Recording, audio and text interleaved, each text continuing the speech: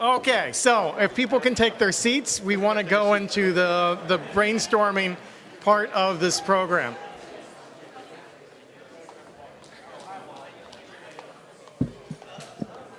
Okay, very good. Y'all pay attention. Say hey y'all. Hey y'all. That's my Georgia boy coming out.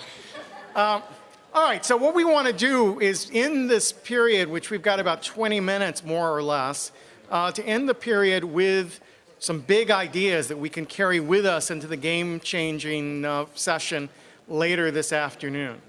So I want to find out what thinking's going on at the tables here. What are the big ideas that came out of your individual tables? I saw you guys had a really intense conversation over, so what's going on over there? Tell us what your table's thinking about.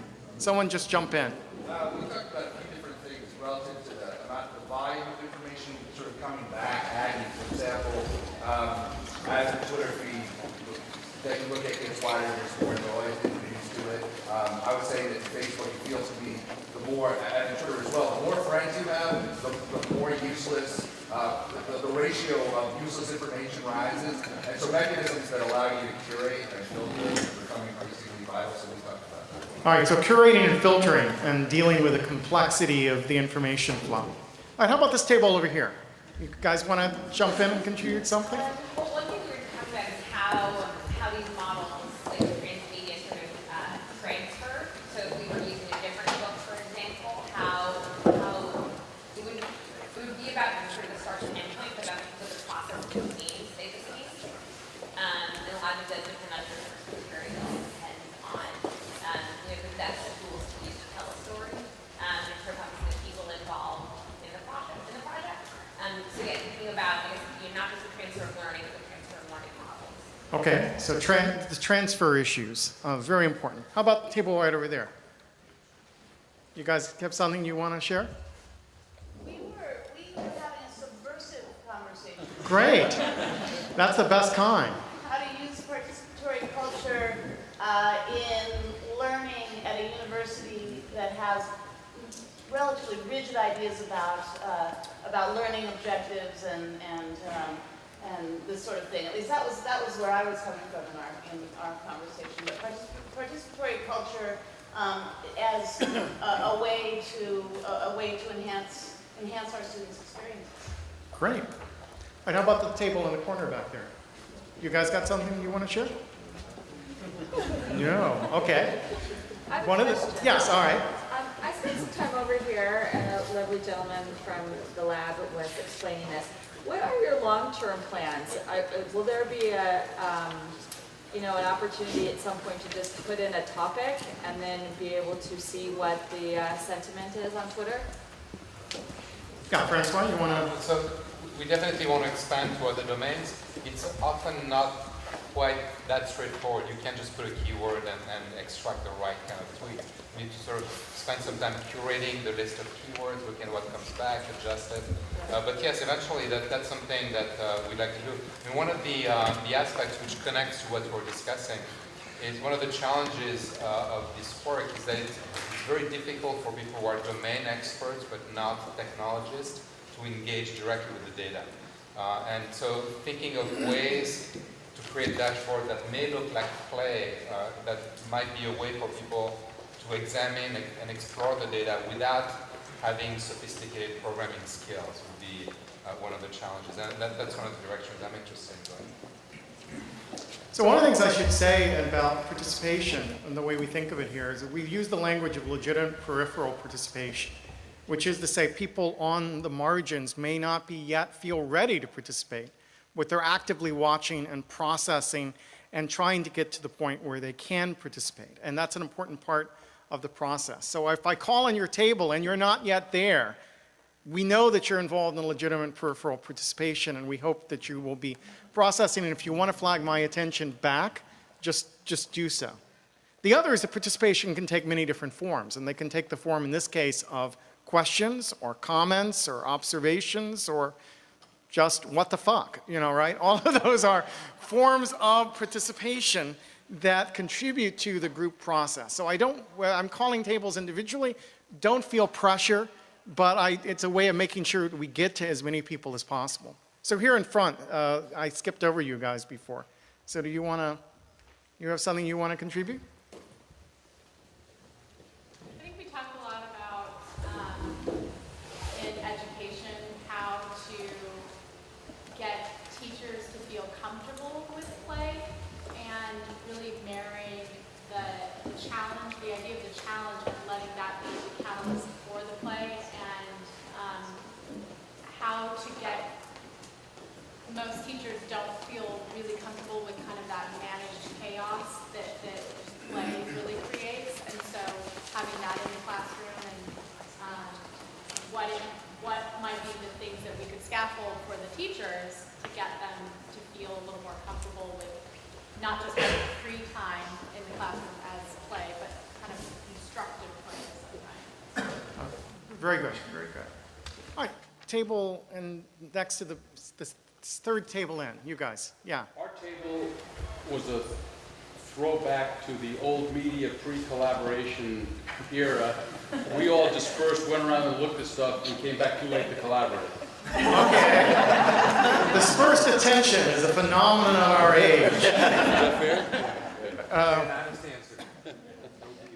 Okay, well, we will think about the challenge of dispersed attention. It has something to do with the curatorial problem that we were hearing out about at the very beginning. All right, the table against the very back there. Yeah, we wasted our time too getting to know each other as people. Well, that's a silly thing to do. We don't want any networking here today whatsoever. No, I think that's great. Part of managing the participatory culture is learning each other's strengths, your skills, your resources. How do you connect with each other? And long term, network building is absolutely vital to creating the kind of participatory culture we're describing here. Okay. We also, I had what I thought was a very interesting point come up, which is that traditionally, when you were giving feedback as a test audience, as a focus group, you know, small number of people come in and they change the dial on, you know, on what they think about a show from moment to moment, and you know, in keeping with the Twitter analysis, you know, there's broader applications even too, where you know, you can have the dial on your iPhone, and anyone who sees a movie or a TV show could give feedback about how they were feeling about it from moment to moment. There's a variety of different ways that you could give feedback to give Hollywood and other producers a better sense of how the whole audience outside of Hollywood feels. Yeah, I think we're broadening who gets to participate and what kinds of contribution they can make. And there's a much wider array of insights you get from the Twitter analysis, I think, which can be both quantitative and qualitative in the ways in which it gives us insights into what's going on. And it's very different from turning the dial on a traditional focus group. How about you guys over here? Us here? Yes, you guys. I think our attention was also dispersed to follow this trend over here. Am I right in saying that? Well, we had, Amy and I had one conversation. Sure. And Amy, that's a Los Angeles Philharmonic? Yeah.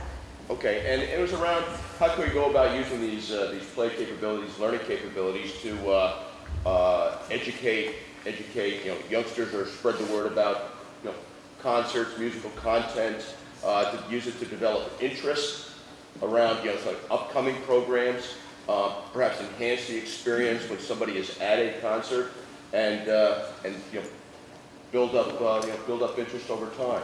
So that's one aspect, you know, associated with concerts. And then as far as for the young, being able to, how about going out stimulating interest in the arts at a very young age? Yeah, I think one of the hallmarks of an age of participatory culture has been what I call spreadability, or what the playgroup is calling circulation, right? That we're seeing spectacular power in the ability to distribute things. My team's been looking at the Coney 2012 phenomenon of the last 2 weeks, that this video went not just viral, word I hate, but reached more than 75 million people in 2 days' time by grassroots circulation. So that is an enormous power. but we don't know how to use it effectively necessarily, how to use it with ethics, how to weigh the consequences of that rapid circulation. And that's the flip side, the dark side of the Cooney 2012 story, is that this personal destruction, the social destruction that goes on with it. And I think thinking about circulation is going to be key as we go forward and think about an age of participatory culture. All right, back table in the corner there.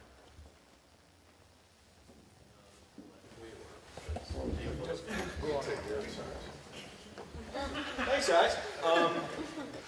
First off, I heard you swear, which was awesome. I think a concern that you had mentioned that there's always a decent amount of lurkers, and actually a disproportionate amount of lurkers with regard to this, in regard to any new site or new interface. I was wondering if you've seen on the flip side of it people who have actively worked to break the system. Yeah, and I think when we study participatory culture, breaking the system may be a form of participation. And what one sees is the first thing when people gain the power to communicate collectively is they test the power through negating something. I've written about Vote for the Worst on American Idol as a case where people use the power to negate to see if the system is responding to them. And this is what gamer trying to break the system to see what the limits of the game are. So that can be read destructively. You know, we call it griefing or whatever, but it can be read constructively as a kind of innovation, a pushing against the system and see what its resilience is. All right, over here, and then we're going to move fairly quickly. I'm going to keep my mouth shut more, let you guys talk. So go ahead. Jane, or your table? Anyone there want to? I think what we were talking about was really how to take, at RFKLA specifically, is how to take play to the next level and how to make it scalable and how to engage the community, which is a large community with 6 independent schools, how to engage them in a much more collaborative way using play as the foundational platform. Great. Okay, just stay with me. Well, one thing we're talking about is, here's the sort of playing field of people that are really taking this field forward. Who are the keepers of ethics and values and making sure that, when we get all this crowdsourced data or things move in a quick direction? Code 2012, 75 million people calling for the capture and killing of this guy in Africa that, may or may not be actually a good idea. How do we sort of keep that thing that we love the dysregulation, but how do we regulate it in a meaningful way? Yeah, key question. How about over here? So we were irresistibly drawn to all the demos and had no time for discussion. Okay, fair enough. And over here? Daniel and I talked about digital distribution and basically the way participatory cultures can engage content over the top or digitally on the web, and the way that the conversations that creates and the refer a friend mentality that creates is ultimately going to be more beneficial for the broadcast corporations. And this idea of the play between free and then how that ends up paying out through traditional channels ultimately. Yeah, in my own work, I'm very interested in how participatory culture and mass media connect with each other, collide with each other. I think we're in a period where that's playing itself out in very complicated and somewhat contradictory ways. And I think that's a key question. Yeah? I would just add a profit motive-driven aspect, which is, sure. I'm with IBM, a number of IBM people are here today, and we're looking at gamification as a way for our clients to market more effectively by giving people an engaging experience, because then they would consume the marketing messages in the context of that more enjoyable way of interacting, so among themselves. So it's got the potential to transform how marketing goes on and takes place, because we all know that the experience, something we're going to remember much more readily than if we're just sort of traditional marketing messages. Okay. So if I play my moderator role and try to synthesize what I've heard here, lots of great questions around the table.